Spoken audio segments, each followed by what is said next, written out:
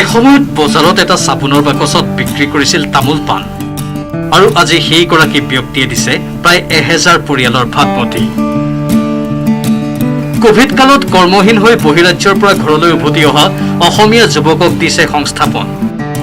নিজৰ একাগ্ৰ সাধনাৰ বলত সম্প্ৰতি প্ৰতিষ্ঠিত ব্যৱসায়ী হিচাপে পৰিচিত যোৰহাটৰ টিয়ক কলিয়াপানীৰ প্ৰতাপ শইকীয়া আজিৰ তাৰিখত বহু শিক্ষিত যুৱকৰ বাবে হ'ব পাৰে আদৰ্শ। কোভিড-19 অসমৰ অৰ্থনীতি এক প্ৰকাৰ থৰক-বৰক কৰি থৈ যোৱা মুহূৰ্তত তথা কৰ্মহীন হৈ পৰা যুৱকসকলে নিজকে কেনেদৰে প্ৰতিষ্ঠিত কৰিব সেই প্ৰশ্নই জমুৰি দি ধৰা সময়ত এইগৰাকী ব্যৱসায়ীয়ে আগবঢ়াইছে এক বিৰল নিদৰ্শন। এইগৰাকী ব্যৱসায়ীয়ে তেখেতে কিন্তু বহু অসমীয়া লোৱা ইয়াতে ল'ৰা সংস্থাপন দিবলৈ সক্ষম হৈছে। প্ৰত্যক্ষ বা পৰোক্ষভাৱে প্ৰায় 1000 পৰিয়ালক তেওঁ এই সময়ছোৱাত এই জটিল পৰিস্থিতিৰ সময়তো তেওঁ কিন্তু নিজকে সংস্থাপন দিয়াৰ চেষ্টা চলাইছে।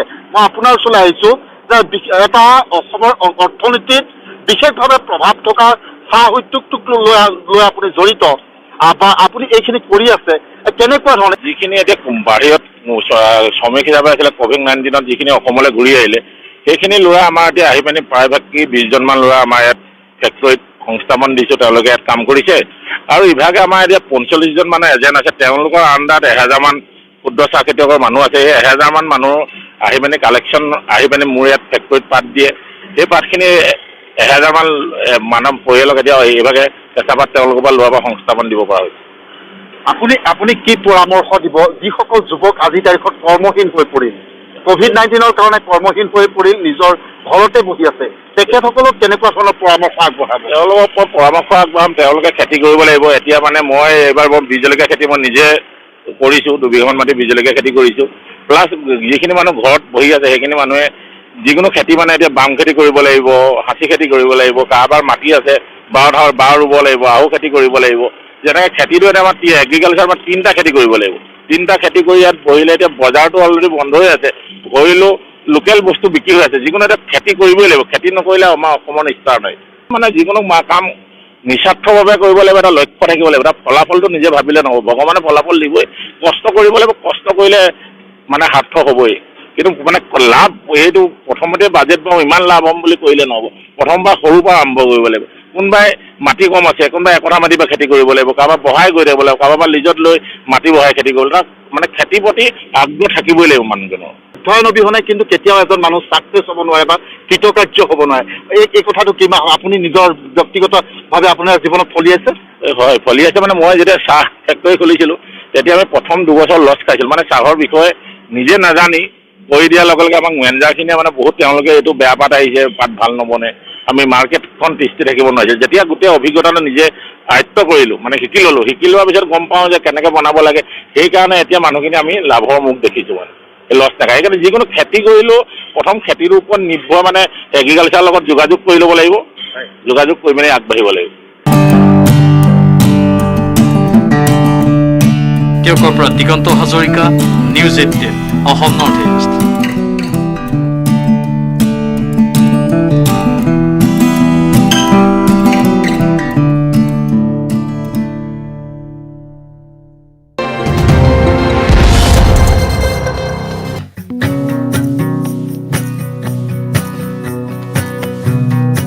কৰোনাৰ ভয়াৱহ পৰিস্থিতিৰ মাজতেই লখিমপুৰ জিলাৰ 15 নম্বৰ ৰাষ্ট্ৰীয় ঘাইপথে দিছে বহু লোকক জীৱিকাৰ সন্ধান।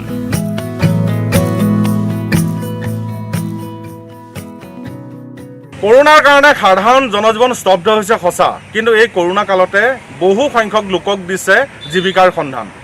বৰ্তমান লখিমপুৰ জিলাত যদি 15 নং ৰাষ্ট্ৰীয় ঘাইপথেৰে কোনোবা আহে তেতিয়াহ'লে আৱশ্যকে যিকেইটা শাক পাচলি বা গাখীৰৰ পৰা দৈলৈকে সকলোখিনি পাব ৰাস্তাৰ কাষতে থকা বজাৰত। এতিয়া লখিমপুৰত শাক পাচলি কিনিবৰ কাৰণে বা নিত্য ব্যৱহাৰ্য সামগ্ৰী কিনিবৰ কাৰণে জনবহুল বজাৰৰ এলেকালৈ যাব নালাগে। 15 নম্বৰ ৰাষ্ট্ৰীয় ঘাইপথৰ কাষলৈ আহিলেই হ'ব। শাক পাচলিৰ পৰা আৰম্ভ কৰি প্ৰয়োজনীয় সকলো সামগ্ৰী বিচাৰি এতিয়া লখিমপুৰবাসী ঘন বসতিপূৰ্ণ বজাৰলৈ যাব নালাগে। 15 নম্বৰ ৰাষ্ট্ৰীয় ঘাইপথলৈ ওলাই আহিলেই হ'ল। 15 নম্বৰ ৰাষ্ট্ৰীয় ঘাইপথৰ কাষত থকা এই সৰু সৰু বিপণীসমূহৰ পৰা সামগ্ৰী কিনিলে সাধাৰণ ৰাইজে 2টা লাভ পাব। প্ৰথম কথা হ'ল কি জনবহুল এলেকালৈ যাব নালাগে, কৰোণা সংক্ৰমণৰ ভয় নাথাকে আৰু এনেকৈ ঘৰতে উৎপাদিত যিসমূহ শাক পাচলি আছে সেইসমূহ কিনাৰ সুযোগ পাব। এক কথাত ক'বলৈ গ'লে কৰোণাই এই সকলো লোকক দিছে জীৱিকাৰ সন্ধান। বিধে বিধে সতেজ শাক পাচলিৰ পৰা আৰম্ভ কৰি প্ৰয়োজনীয় সকলো সামগ্ৰী পথৰ কাষৰ সৰু সৰু অকলশৰীয়া বিপণীতে পাব। শাক পাচলি মাছ মাংস মুঠৰ ওপৰত নাপায় কি? লখিমপুৰ জিলাৰ 15 নম্বৰ ৰাষ্ট্ৰীয় ঘাইপথত গঢ় লৈ উঠা যিসমূহ সৰু সৰু বিপণী আছে সেই বিপণীসমূহত এতিয়া সকলোখিনি পায়। বজাৰলৈ নগ'লেও এতিয়া লখিমপুৰবাসীয়ে পথৰ কাষলৈ ওলাই আহিলেই তেওঁলোকৰ প্ৰয়োজনীয় বস্তুসমূহ কিনিবলৈ পায়। আমাৰ দৰ্শকসকলক জনাওঁ যে এইসকল বিক্ৰেতাই কিন্তু কিছুদিনৰ আগলৈকে এইসমূহ দোকান দি ব্যস্ত থকা নাছিল। তেওঁলোক ব্যস্ত আছিল কোনোবা কোম্পানী কামত বা কোনোবা জন আছিল মিস্ত্ৰী। কৰোণা সন্ত্ৰাসৰ মাজতে তেওঁলোকৰ জীৱিকা বন্ধ হৈ যোৱাৰ পিছত বিকল্প জীৱিকা হিচাপে এনেদৰে তেওঁলোকে পেটৰ ভাত মুঠি মোকলাই আছে।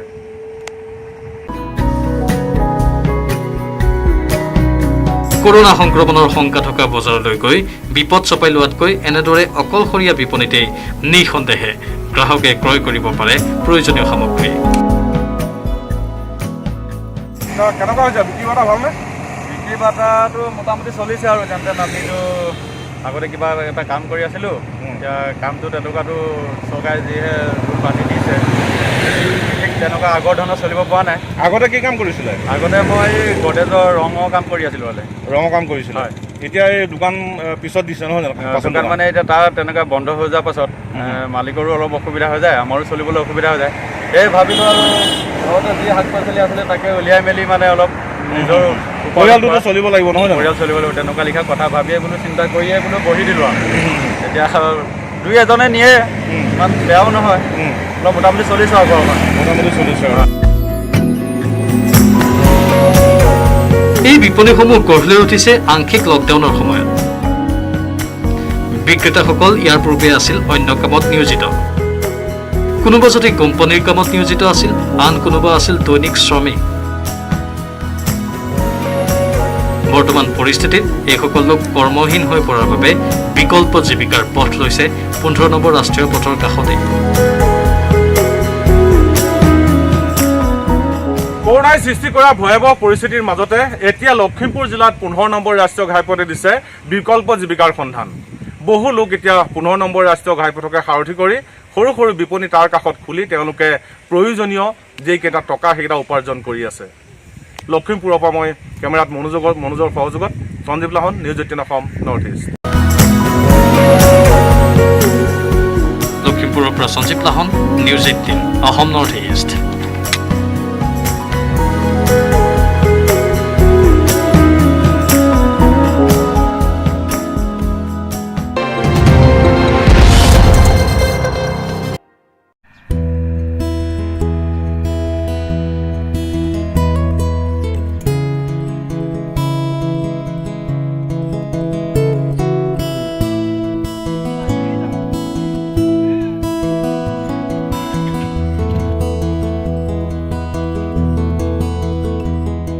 ভ্ৰাম্যমান নৌকা চিকিৎসালয়। নাৱতে আছে এখন চিকিৎসালয়ত থাকিবলগীয়া সকলো সা সুবিধা। চিকিৎসকৰ কোঠা, প্ৰসূতিৰ বিশেষ কক্ষ, OPD, লেবাৰ কক্ষ, নাৰ্ছৰ কক্ষ, পৰীক্ষাগাৰ, ফাৰ্মাচী, এম্বুলেন্স লৈ যোৱাৰ বিশেষ ব্যৱস্থা সকলো। মাজুলীৰ যুৱ সমাজকৰ্মী ধ্ৰুৱজ্যোতি গোস্বামীৰ নিজা পৰিকল্পনাৰে নিৰ্মাণ হোৱা দীঘলে 85 ফুট আৰু বহলে 18 ফুটৰ এই দুমহলীয়া নৌকা চিকিৎসালয়খনত আছে 9টাকৈ কোঠা। মাজুলীবাসীৰ যিসকল চৰ চাপৰি অঞ্চলত বসবাস কৰি আছে সেইসকলৰ কাৰণে বিশেষভাৱে সুখবৰ, কাৰণ মাজুলীত নিৰ্মাণ হৈছে এখন নৌকা চিকিৎসালয় সেৱা, যিখন ভ্ৰাম্যমান আচলতে নৌকা চিকিৎসালয় সেৱা, যিসমূহ চৰ চাপৰিত বসবাস কৰে, যিসমূহ লোকে উপযুক্ত চিকিৎসাৰ অভাৱ অনুভৱ কৰে, সেই লোকসকলৰ কাৰণে উপযুক্ত চিকিৎসাৰ কাৰণে এই বৰ্তমান নিৰ্মাণ কৰা হৈছে এইখন নৌকা চিকিৎসালয়। আৰু এই নৌকা চিকিৎসালয়খন প্ৰায় 35 লাখ টকা ব্যয় সাপেক্ষে নিৰ্মাণ কৰা হৈছে। মই সমগ্ৰ পৰিৱেশ দেখুৱাইছোঁ। ইয়াত দেখিবলৈ পাইছোঁ যে এই নৌকা চিকিৎসালয় সেৱাখন বৰ্তমান নিৰ্মাণ সম্পূৰ্ণ হৈছে আৰু এইখন হয়তো 2 দিনৰ ভিতৰতে যিখিনি যাৱতীয় কাম কাজ সম্পূৰ্ণ কৰি হস্তান্তৰ কৰা হ'ব বিভাগক। বৰ্তমান আমি যিজনে এই সিংহভাগ দায়িত্ব গ্ৰহণ কৰিছিল নৌকা চিকিৎসালয়খন নিৰ্মাণ কৰা ধ্ৰুৱজ্যোতি গোস্বামী দাদা, মই আপোনাৰ লগত কথা পাতিব বিচাৰিম। কেনেদৰে নিৰ্মাণ কৰা হৈছিল আৰু কেতিয়াৰ পৰা নিৰ্মাণ কৰা হৈছিল আৰু কোন কোন আছে এই নিৰ্মাণ কাৰ্য? এইখন নৱেম্বৰ মাহৰ 1 তাৰিখৰ পৰা নিৰ্মাণ কৰা হৈছিলে। যোৱা বছৰ মানে 2020 চনৰ নৱেম্বৰ মাহৰ 1 তাৰিখৰ পৰা নিৰ্মাণ কৰা হৈছিলে। সেইটো সময়ত আমি দুৰ্ভাগ্যৰ কথা যে মই সেইটো সময়ত ক'ভিড মহামাৰীত মই মানে পৰি আছিলোঁ। তাৰ মাজতো মোৰ মনত এটা হেৰি খেলাইছিলে আৰু সেই মৰ্মে মই গহপুৰৰ কৰোণা টাচ নামৰ এটা NGO আছিলে, হেড অফিচ তেওঁলোকৰ বেংগলোৰ, তেওঁলোকৰ লগত যোৱা বছৰ মাৰ্চ মাহত 2020 চনৰ মাৰ্চ মাহত তেওঁলোকে মোৰ লগত কথা হৈছিলে যে এখন আমি এনেকুৱা এখন নাও বনাব বিচাৰোঁ। তেতিয়া মই তেওঁলোকক কৈছিলোঁ যে আপোনালোকে মোৰ হেৰি ক'ত পালে, যে মানে মোৰ এড্ৰেছ ক'ত পালে। তেওঁলোকে ক'লে যে আপোনাৰ কথা আমি গুৱাহাটীত গম পাইছিলোঁ, আপুনি এনেকৈ নাও বনাই বুলি আমি জানো, গতিকে আপোনাৰ ওচৰলৈ আমি আহিছোঁ এটা হেৰি মন লৈ, আপুনি আমাক না নকৰিব। তেতিয়া মই ভাবিলোঁ যে তেওঁলোকে যেতিয়া ৰাইজৰ সেৱাৰ স্বাৰ্থত এখন নাও বনাবলৈ লৈছে, গতিকে ময়ো তাত কোনো প্ৰফিটৰ কথা মই চিন্তা নকৰিলোঁ, কাৰণ ৰাইজক কিবা এটা কৰি দিবলৈ মোৰো খুব ইচ্ছা আছিলে। মই নিজে মোৰ ইমান মানে সামৰ্থ্য নাছিলে, আৰ্থিকভাৱে সামৰ্থ্য নাছিলে, কিন্তু শ্ৰম কৰিব পৰা মোৰ যিটো হেৰি শক্তি, সেই শক্তিটো কিন্তু মোৰ আছিলে। সেইবাবে মই তেওঁলোকক একেচাতে ক'লোঁ যে হ'ব, মই আপোনাক যিমান পাৰোঁ মই সহায় কৰি দিম। সেই উদ্দেশ্যে মই নাওখন যোৱা বছৰ নৱেম্বৰ মাহৰ পৰা মই আৰম্ভ কৰিলোঁ। আৰম্ভ কৰি প্ৰায় 5 মাহ 15 দিন লাগিলে এই নাওখন সম্পূৰ্ণ হোৱালৈকে। আৰু এই নাওখন জনাবলৈ পাই সুখী হৈছোঁ, এই মাজুলী যিখিনি মানে শালমৰাত যিখিনি আমাৰ নাও বনোৱা থলুৱা মানে আমাৰ হেৰি শিল্পী বুলি ক'ব লাগিব মই সঁচা কথাত, এই তেওঁলোকে কিন্তু বহুত কষ্ট কৰি নাওখন মানে বনালে। আৰু ইয়াৰ সম্পূৰ্ণ পৰিকল্পনা ডিজাইন কিন্তু মই নিজে বনাইছিলোঁ, কাৰণ মই 2009 চনৰ পৰা নাও ব্যৱসায়ৰ লগত জড়িত। মই এখন সৰু নাৱৰ পৰা আৰম্ভ কৰি এতিয়া মোৰ প্ৰায় 4খনমান মোৰ নিজৰ ব্যক্তিগত নাও হ'লগৈ। আৰু সেইকাৰণে মই পৰিকল্পনাটো মই নিজেই কৰিছিলোঁ, কেনেকৈ ড্ৰয়িং কৰিব লাগিব, কেনেকৈ কি কৰিব লাগিব। কিমান ব্যয় হৈছে সম্পূৰ্ণ? এই নাওখনত প্ৰায় 36 লাখ টকা খৰচ হৈছে এতিয়ালৈকে, মানে ইঞ্জিন সহ, আৰু দুমহলীয়া নাওখন। তাতে কিমান ডাঙৰ হ'ব? এইখন আপোনাৰ 85 ফুট দীঘল আছে আৰু 18 ফুট বহল আছে নাওখন। ব্ৰহ্মপুত্ৰৰ বুকুত বিচৰণ কৰি ফুৰিব এইখন ভ্ৰাম্যমান অত্যাধুনিক চিকিৎসালয়ে। গহপুৰ আৰু মাজুলীৰ সীমামূৰীয়া দুৰ্গম চৰ-চাপৰি অঞ্চলত চলিব এই নৌকা চিকিৎসালয়খন। এখন চৰকাৰী চিকিৎসালয়ৰ সকলো সুবিধা থাকিব নৌকা চিকিৎসালয়ত। প্ৰায় 36 লাখ টকা ব্যয়েৰে 5 মাহ 10 দিনত মাজুলীৰ শালমৰাৰ শিল্পীয়ে নিখুঁতভাৱে নিৰ্মাণ কৰি উলিয়াইছে নৌকা চিকিৎসালয়খন। বেংগালুৰুৰ কৰোণা ট্ৰাষ্ট নামৰ NGO এটাই সম্পূৰ্ণ বিনামূলীয়াকৈ দুৰ্গম অঞ্চলৰ লোকক চিকিৎসাৰ বাবে উৎসৰ্গিত কৰিব এই নৌকা চিকিৎসালয়।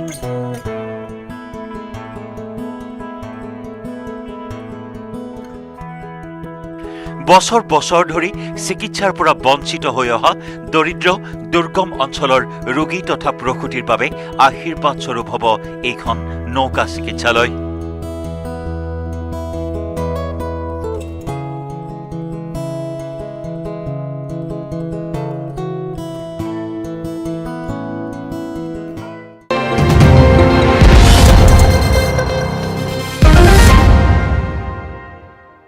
পাপা চোৱা মোৰ নতুন ডল হাউচ, ইয়াত ফ্ৰিজ আছে। News 18 Network.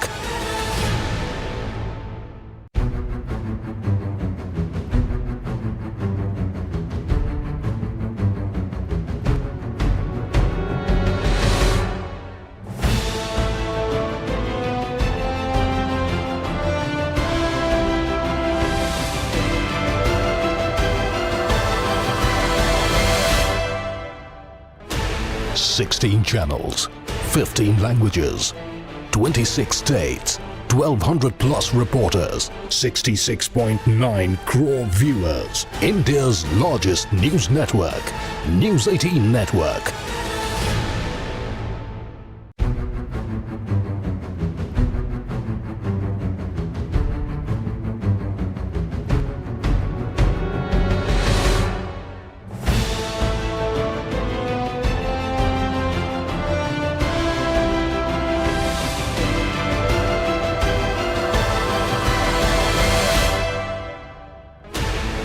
Sixteen channels, 15 languages, 26 states, 1,200 plus reporters, 66.9 crore viewers. India's largest news network, News 18 Network.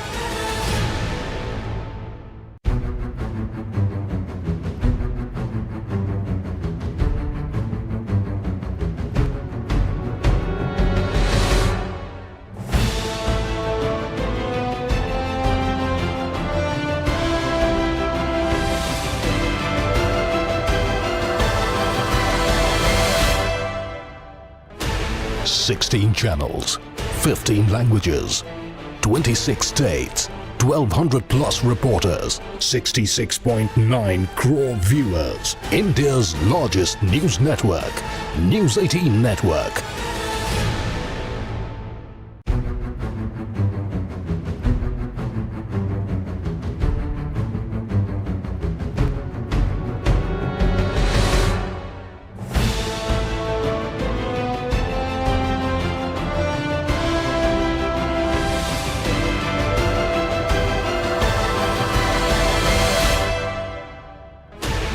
Sixteen channels, 15 languages, 26 states, 1,200 plus reporters, 66.9 crore viewers. India's largest news network, News 18 Network.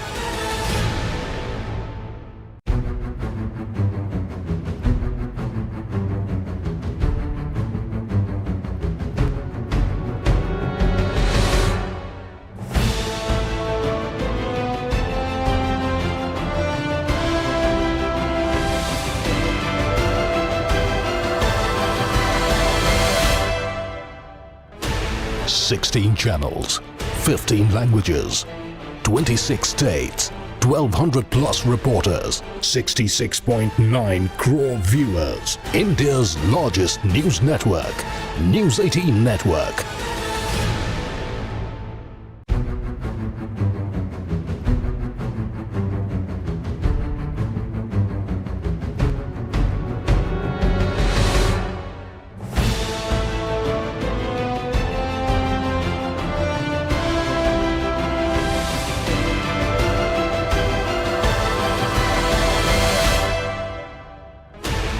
Sixteen channels, 15 languages, 26 states, 1,200 plus reporters, 66.9 crore viewers. India's largest news network, News 18 Network.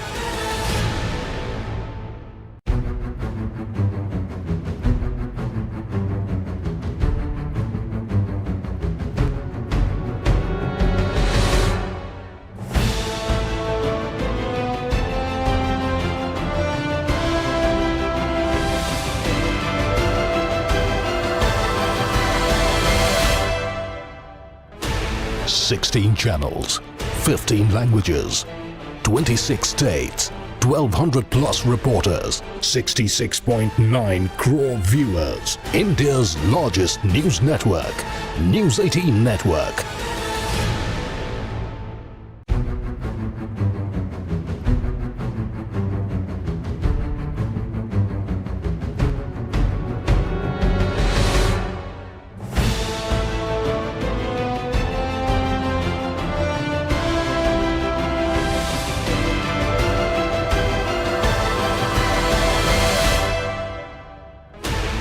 Sixteen channels, 15 languages, 26 states, 1,200 plus reporters, 66.9 crore viewers. India's largest news network, News 18 Network.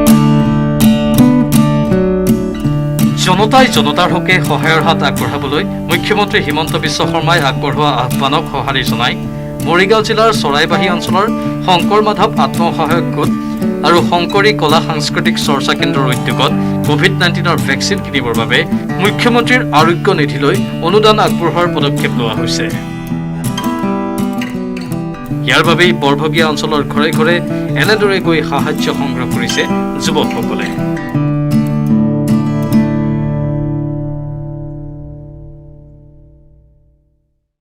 আমি বৰ্তমান কোভিড-19ৰ যি পৰিস্থিতি ভয়াৱহতা, এই ভয়াৱহতাৰ প্ৰতি লক্ষ্য ৰাখি অসম চৰকাৰে মাননীয় মুখ্যমন্ত্ৰী হিমন্ত বিশ্ব শৰ্মাদেৱে যি ৰাইজক আহ্বান জনাইছিল যে কোভিড ভেকচিন কিনিবৰ বাবে সকলো ৰাইজে হাত উজান দিব লাগে, সহযোগিতা কৰিব লাগে। তাৰ প্ৰতি লক্ষ্য ৰাখি আমি শংকৰী কলা সাংস্কৃতিক চৰ্চা কেন্দ্ৰ আৰু শংকৰ মাধৱ আত্মসহায়ক গোটৰ উদ্যোগত মৰিগাঁও জিলাৰ চৰাইবাহী বৰভগীয়া গাঁৱৰ পৰা প্ৰতি ঘৰ মানুহৰ ঘৰে ঘৰে গৈ আমি দান বৰঙণি তুলিছোঁ আৰু এই দান বৰঙণি আমি মুখ্যমন্ত্ৰী পুঁজিলৈ আমি প্ৰেৰণ কৰিম। কিমান মান সংগ্ৰহ কৰি আপোনালোকে প্ৰেৰণ কৰিব? আমি এতিয়ালৈ প্ৰায় 100-150 ঘৰমান মানুহ ঘূৰিছোঁ। এতিয়ালৈ আমি প্ৰায় 5,000 পৰা 10,000 টকা অনুমান কৰিছোঁ উঠিছে। আমি আশা ৰাখিছোঁ আমাৰ ৰাইজে আৰু সহায় জনাই আছে, মাতি আছে আমাক সকলোৱে। গতিকে আমি যিমান গৈ কমেও 20,000 বা 25,000 টকাৰ ভিতৰত আমি দান বৰঙণি দিবলৈ আমি পাৰিম বুলি আশা ৰাখিছোঁ। এই চেগতে আমি অসমৰ সমূহ যুৱকলৈ আহ্বান জনাম যে মুখ্যমন্ত্ৰী হিমন্ত বিশ্ব শৰ্মাৰ যি আশা, যি সপোন, ভাৰতবৰ্ষৰ ভিতৰত অসমখনক 5খন ৰাজ্যৰ ভিতৰত নিবৰ কাৰণে যিটো চেষ্টা ৰাখিছে তাৰ অংশীদাৰ আমি হ'ব লাগে। গতিকে অসমত যিকোনো বিপদ বা সমস্যা আহিলে তেখেতৰ লগত আমি সহযোগিতা আগবঢ়াব লাগে। এইটোৱে মই অনুৰোধ জনাইছোঁ অসমৰ যুৱকসকলক। তেওঁলোকে প্ৰত্যেকখন গাঁৱতেই যেন এনেকুৱা এটা কাৰ্যসূচী লওক, প্ৰতি ঘৰ মানুহে যেন সহযোগিতা আগবঢ়াব পাৰে।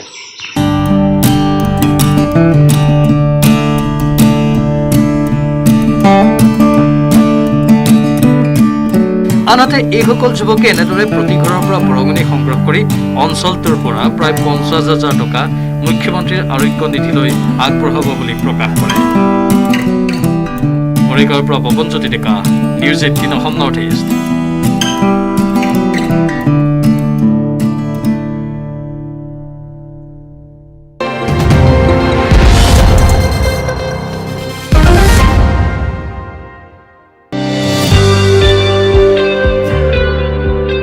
ৰঙিয়াৰ পৰা 4 সন্তানক লৈ ঘৰমুৱা হ'ল ধুবুৰীৰ দম্পতি। চিকিৎসক ৰোগীৰ স্নেহবন্ধনৰ এক অপূৰ্ব নিদৰ্শন। ৰঙিয়াৰ ষষ্ঠী হস্পিটেলত এমাহ পূৰ্বে এগৰাকী প্ৰসূতিয়ে 4টাকৈ সন্তান জন্ম দিয়াৰ সেই বিৰল খবৰ চৌদিশে চৰ্চিত হৈছিল। সকলোৱে খবৰটো শুনি যেনেদৰে আশ্চৰ্যচকিত হৈছিল, ঠিক তেনেদৰে মাতৃ সন্তানক ভালে কুশলে ৰাখিবলৈ সকলোৱে ভগৱানৰ ওচৰত প্ৰাৰ্থনাও জনাইছিল। চিকিৎসকৰ্মীৰ অপ্ৰাণ চেষ্টাত বুধবাৰে ধুবুৰীৰ দম্পতীহালে কোলাত কেঁচুৱালৈ ঘৰমুৱা হ'ল।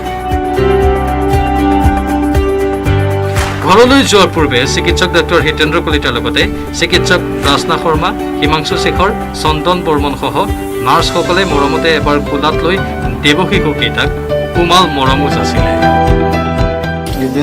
ট্ৰিটমেণ্টত আজি মানে আমবিলাক ছাকচেছ হৈছোঁ আৰু বেবী ডক্টৰ ৰচনা মেম আৰু চন্দন বৰ্মন, হিমাংশু শেখৰ ছাৰে এইবিলাক মানে বহুত সহায় কৰিছে। বহুত যুদ্ধ কৰিছে ইহঁতে বেবী কেইটাৰ পিছনত, সেইকাৰণে আপোনালোকে আজি ছাকচেছ হ'ব পাৰিছো। বেবী কেইটাক লৈ যাম আজি ঘৰত। চিনাকি অচিনাকি শুভাকাংক্ষীসকলে শুভকামনা জ্ঞাপন কৰে। উল্লেখযোগ্য যে যোৱা এমাহ পূৰ্বে ধুবুৰীৰ কলেজ ৰোডৰ এইগৰাকী মহিলাই হস্পিটেলখনত 4টাকৈ সন্তান জন্ম দিছিল। তাৰে ভিতৰত 2গৰাকী কন্যা সন্তান আৰু 2জন পুত্ৰ সন্তান। ৰঙিয়াৰ পৰা Inamul Islam, news 18 Assam north east.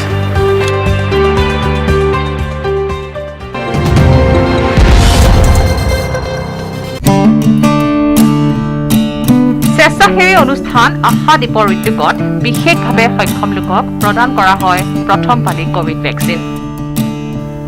জাপৰিকোকস্থিত প্ৰতিষ্ঠানটোৰ কাৰ্যালয়ত প্ৰদান কৰা হয় এই ভেকচিন। প্ৰথম দিনটোতে প্ৰায় 120 গৰাকী বিশেষভাৱে সক্ষম লোকক আৰু তেওঁলোকৰ পৰিয়ালক প্ৰদান কৰা হয় ভেকচিন।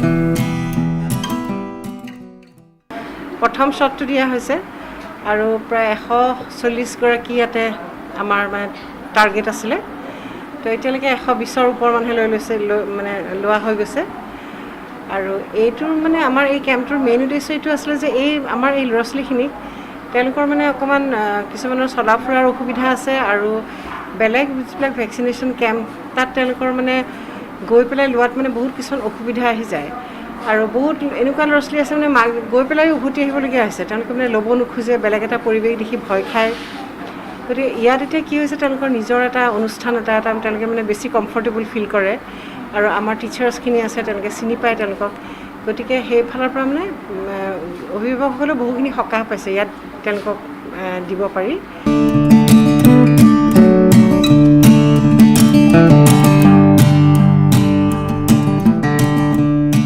প্ৰতিষ্ঠানটোৰ লক্ষ্য বিশেষভাৱে সক্ষম লোকক ভেকচিন প্ৰদান সম্পন্ন হ'লে পদপথত থকা মানসিক ৰোগী তথা অঘৰী লোকক প্ৰদান কৰিব ভেকচিন।